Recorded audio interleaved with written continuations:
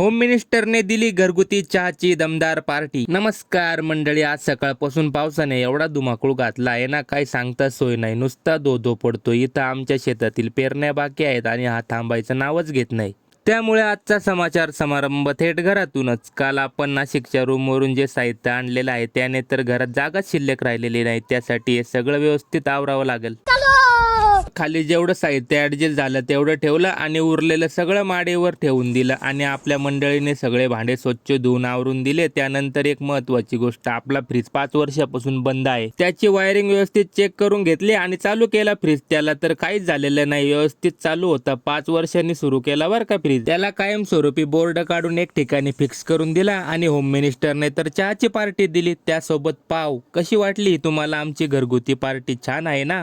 शाबास बेटा। तुम्ही पण अशा पार्ट्या कधी केल्या आहेत का? आणि अशा पार्ट्या करत जा मंडळी। चला मग घ्या तुमच्या भावाला फॉलो करून, भेटूया उद्याच्या व्लॉग मध्ये।